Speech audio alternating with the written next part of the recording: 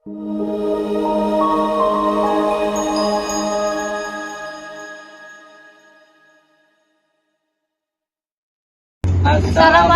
warahmatullahi wabarakatuh.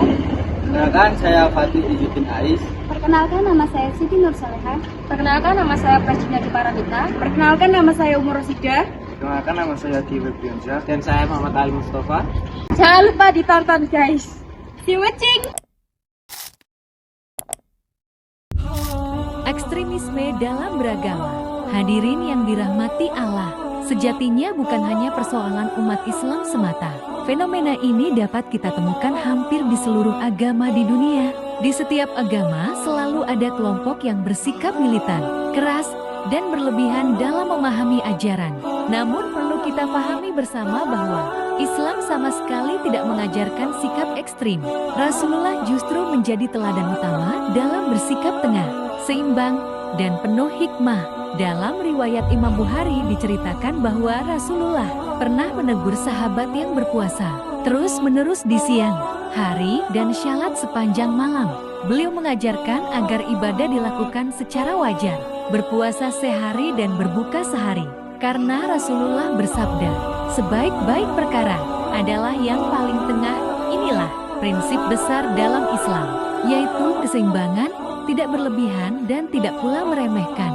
Bahkan Rasulullah sendiri pernah menjadi korban awal dari sikap ekstrim dalam beragama.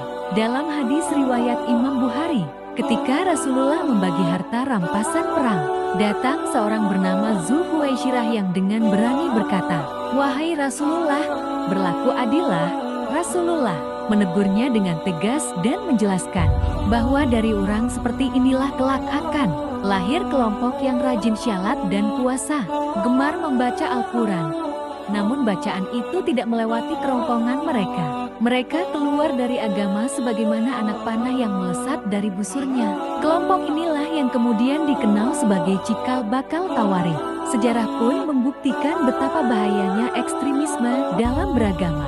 Setelah wafatnya Rasulullah, Khalifah Utsman bin Affan radhiyallahu anhu terbunuh oleh kelompok ekstrim dari kalangan umat Islam sendiri. Tragedi ini kembali terulang pada masa Khalifah Ali bin Abi Thalib radhiyallahu anhu yang dibunuh karena dianggap kafir hanya karena menerima tahkim dalam konflik politik. Ironisnya, pelaku pembunuhan tersebut dikenal sebagai orang yang rajin syalat malam, berpuasa di siang hari, dan hafal Al-Quran. Namun karena pemahaman yang keliru, ibadah yang seharusnya mendekatkan diri kepada Allah justru menyeretnya ke dalam dosa besar. Inilah pelajaran penting bagi kita semua, bahwa ibadah yang banyak tanpa pemahaman yang benar dapat melahirkan sikap ekstrim.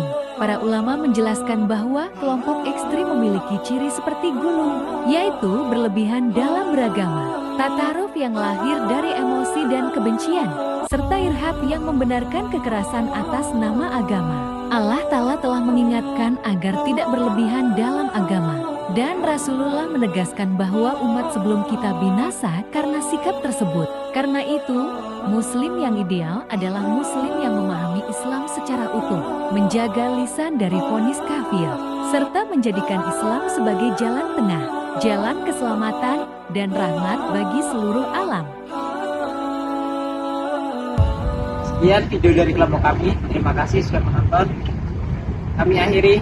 Terima kasih. Assalamualaikum Warahmatullahi wabarakatuh.